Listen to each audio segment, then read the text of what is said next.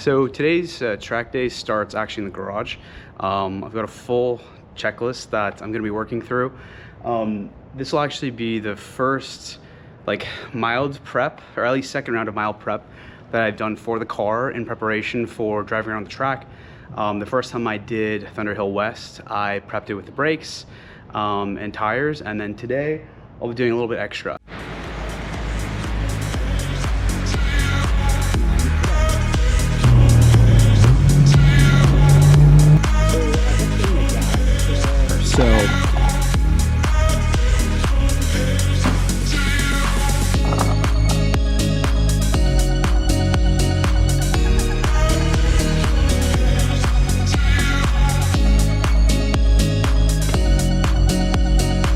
So I just swapped these old exhaust hangers out, the old 25-year-old ones.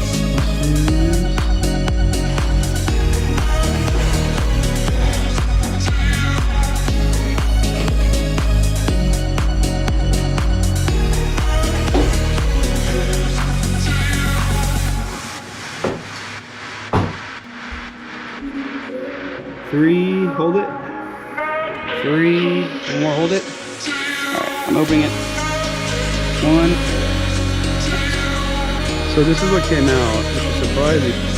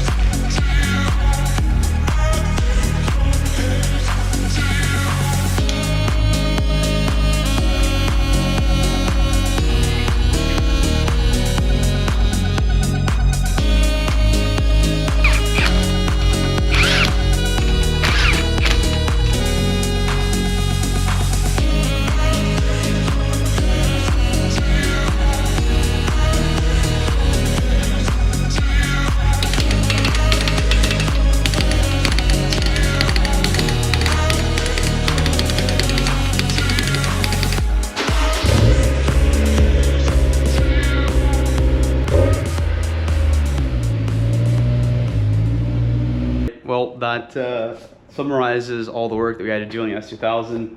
I've got my tools, my extra brake rotors, some oil, pretty much packed up for the day tomorrow. Good to like get some, very mild track prep in.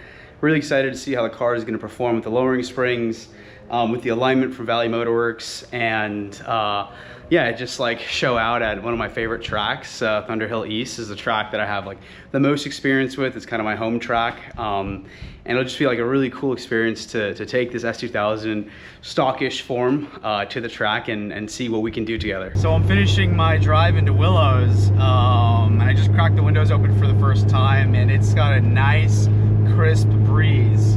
It's showing 67 and cool outside.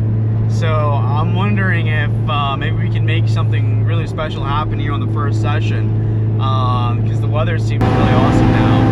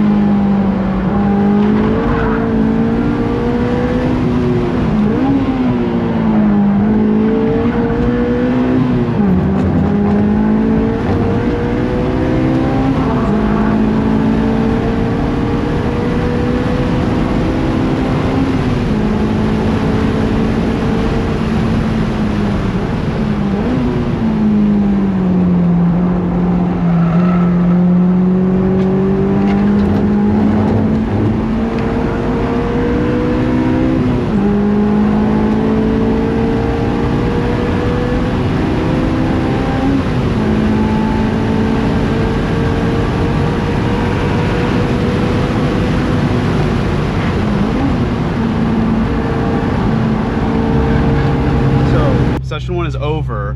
I drove a 209.54. My optimal lap was a 209.25. So I did beat my PB in the Miata with an otherwise stock S2000 with an alignment and lowering springs. But I have to say, it was absolutely terrifying. The rear has no grip at all. Over the compression on the hill, I think it's 5. It just runs away from me. I also dropped a wheel at like 8 because I'm in between this awkward place of not being fast enough for 5th and being too fast for 4th. I'm just really topping out at the top of 4th gear, and you know, with no aero, that's going to be a big issue for just trying to optimize this lap time. But a 209 with this car, like, I feel like anything faster with the way that it's set up, it would be like unsafe, to be completely honest.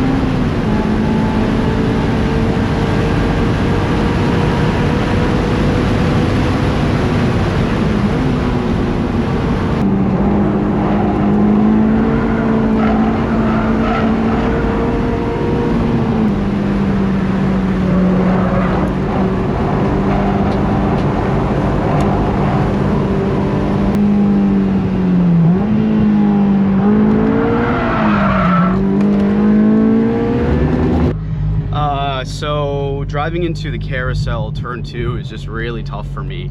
I really have like no good contact patch with the brakes. It's scary and it's a little concerning. And then into 8, I think where the hill is very sketchy as well, because I really want to get into 5th, but I just don't have the braking like power to comfortably set myself up there.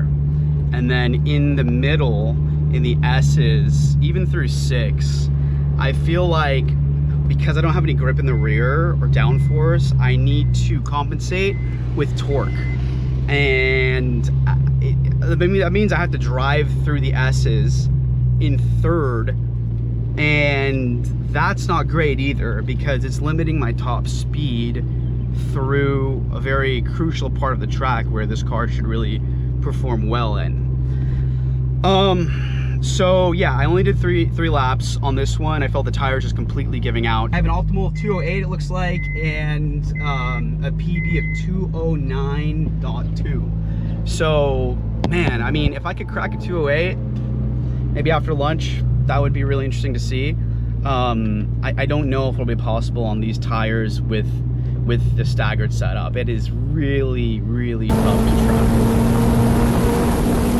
All right, looks like a VMAX of 112. These speeds are very new to me as somebody who came from a Miata. Anything over 1.6 is completely unheard of, so big difference there. Braking into turn 2 carousel, again, kind of tough with the pad slapped rotors. Doing a lot of car control here as we exit. This off camber turn is it's a tough one to manage with or without sticky tires. You really need to be precise here. Using the curb as it's intended, a little brake tap into this left-hander, kind of ignoring the curb on the right-hand side, staying to the left because I don't want to have exactly that happen on the compression. It's a tough one on the lowering springs and the stock dampers. Brake tab here. I'm still in 3rd gear throughout this whole middle section. Wow, big correction there. That is a scary place to be doing that, to be honest. Backside is almost flat out. I have to lift here and kind of do a little bit of a braking for turn 8. Use 100% of the track. Wow, that almost was like 101%. Good thing it wasn't. Kind of awkward in this back part. I'm in between 4th and 5th for the most part. I could short shift into 5th, but I didn't feel as confident with the brakes, again, because of the pad slap, so 100% on me. Really good deep trail brake into here, didn't use that curb. I'm setting myself up, big brake into 3rd gear, use that curb, and then flat out through the rumble strips, which I think will be gone once the repave is done. Apparently there's going to be a sausage curb there. That will detract people from doing this. Again, another one, in between 4th or 5th, what do I do? Short shift into 5th, staying at the top of 4th. This is just a really tough area. You can see I'm understeering a ton here. Good exit though, good exit. It's a really important one to do a late apex on because this is the most influential straight. Gain, a lot of lap time here, or set yourself up for the next lap as your crowd starts to stop. So 212, not the best lap, not the worst for sure.